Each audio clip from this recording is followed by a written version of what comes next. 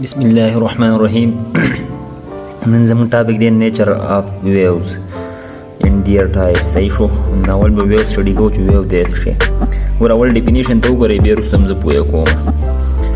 Waves, the transfer of energy from one place to another without the transferring particle of the medium is called wave. Wave چې نه transfer of energy transfer کوي from one place نه the another place ته. په دې کې چې کوم پارټیکل دی د میډیم کوم پارټیکل دی هغه نه ترانسفر کیږي، صرف انرژي به ترانسفر کیږي. صحیح شو. ښه دویم ډیفینیشن ته ګورئ، زه هم بیا پوهه کوم ایگزامپل نه. A wave is a disturbance صحیح شو disturbance that move outward from the point of origin. The origin نه به د outward motion کوي. صحیح شو. transferring energy by means of vibration. انرژي به ترانسفر کوي خو څنګه؟ وایبریشن به کوي. پارټیکل به شي وایبریټ کوي. یو پارټیکل چې وایبریټ شي بل ډول کې بل ډول کې بل وایبریشن به کوي. پارټیکل به نه مو کیږي. صحیح شو. with little or no transport of medium. یا لږ معمولی شان به ترانسفر کیږي یا به نه ترانسفر کیږي. صحیح شو. خو دا نه ترانسفر کیږي. ګورئ دې ډیفینیشن ته وګورئ. دا زموږ یو پورټ دی. صحیح شو. د دې دا اریجن دی. صحیح شو. اریجن پورټ یو تالاب دی. ښه دې ته موږ یو سټون وروښتو. سټون یې داسې مو وروښتو. سټون هم دې ته وروښتو. صحیح شو. نو دا سټون چې نه دی دا کومه انرژي ده؟ کاینټیک انرژي ده که نه؟ کاینټیک انرژي. صحیح شو. ښه دلته به دې اریجن باندې چې کوم موږ ویوز پیدا کېږي نو هغه موږ دلته څه ویل چې ویو از ډسټربنس. دلته په دې اریجن به ډسټربنس کریټ کېږي دیټ مووز outward from the point of origin. نو دا اریجن د دې ځای چاپېره به یې داسې ویوز به کریټ کېږي. صحیح شو. داسې به ویو جنریټ کېږي.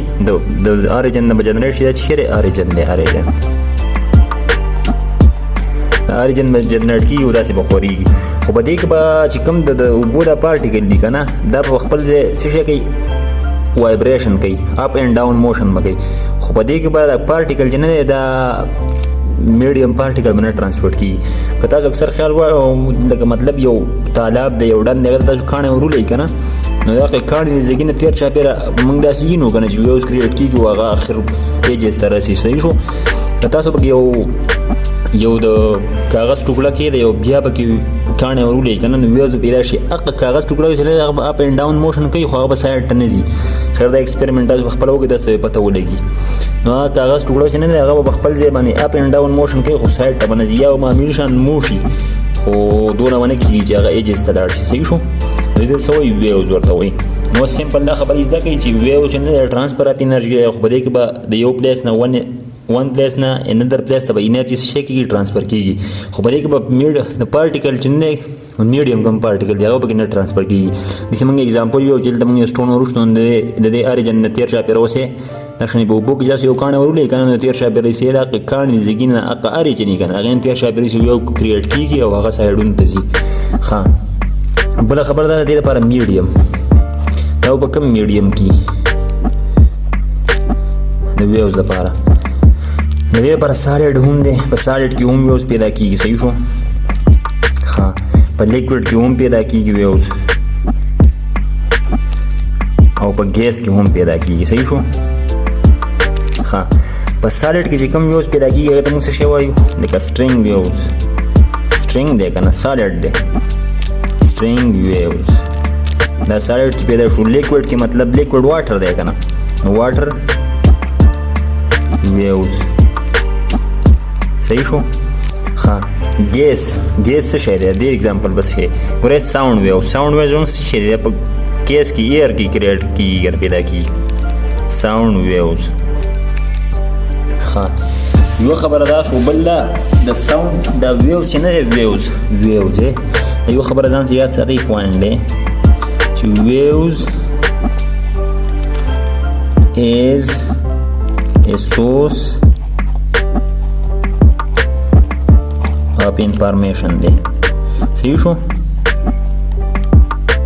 انفارمیشن څنګه سورس اف انفارمیشن دی؟ په دې ویوز کې به څه په مومنټم وي، په دې کې به ډسپلیسمنټ هم وي، په دې کې به ویلاسټي only.